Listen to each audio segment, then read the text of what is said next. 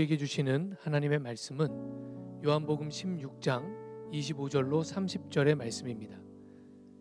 지금까지는 이런 것들을 내가 너희에게 비유로 말하였으나 다시는 내가 비유로 말하지 아니하고 아버지에 대하여 분명히 말해줄 때가 올 것이다. 그날에는 너희가 내 이름으로 아버지께 구할 것이다. 내가 너희를 위하여 아버지께 구하겠다는 말이 아니다.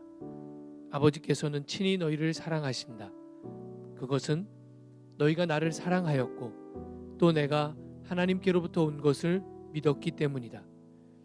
나는 아버지에게서 나와서 세상에 왔다. 나는 세상을 떠나서 아버지께로 간다. 그의 제자들이 말하였다. 보십시오. 이제 밝히 말씀하여 주시고 비유로 말씀하지 아니시니 이제야 우리는 선생님께서 모든 것을 알고 계시다는 것과 누가 선생님께 물어볼 필요가 없을 정도로 환히 알려주신다는 것을 알았습니다. 이것으로 우리는 선생님이 하나님께로부터 오신 것을 믿습니다.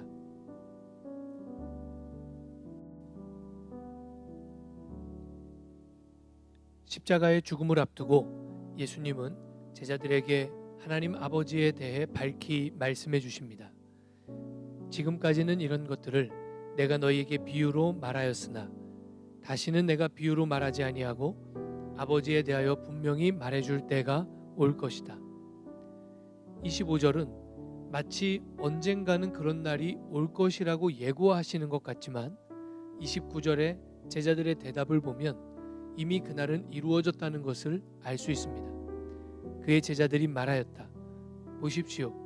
이제 밝히어 말씀하여 주시고 비유로 말씀하지 않으시니. 종교의 역사를 추적해 보면 많은 경우에 종교는 모호하고 알쏭달쏭한 언어를 사용했다는 것을 알 수 있습니다. 어떤 높은 경지에 도달한 사람만이 할 수 있는 말, 그와 같은 경지에 도달해야만 이해할 수 있는 말로 진리를 표현합니다. 그런데 이런 말이 있습니다.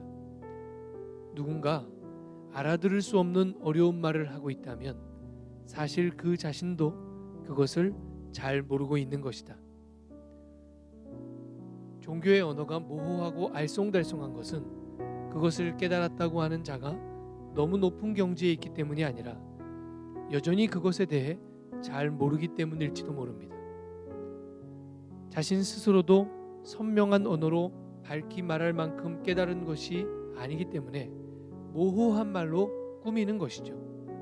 심지어 때때로 종교는 모호하게 말하는 것을 일종의 기술로 삼아서 공포를 조장하고 사람들을 통제하고 지배했습니다. 그러나 오늘 예수님은 내가 너희에게 밝히 가르쳤다 하십니다.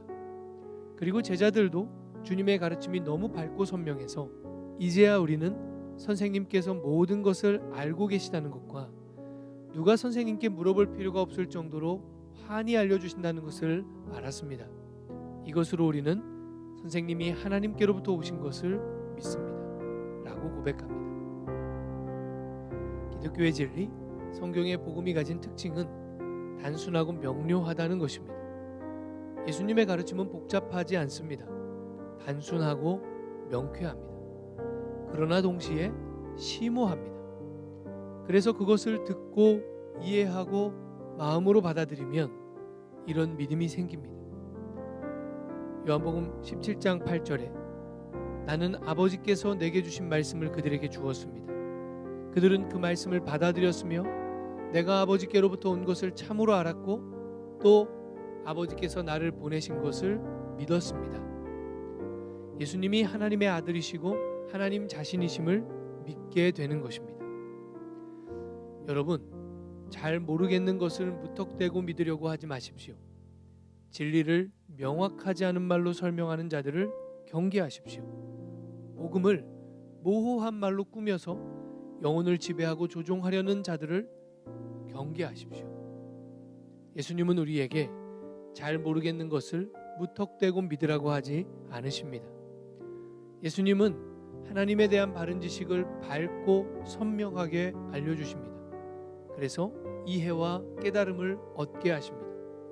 잘 알게 된 것을 마음으로 받아들이십시오. 그러면 우리 속에서 신압으로 믿음의 열매가 맺혀질 것입니다.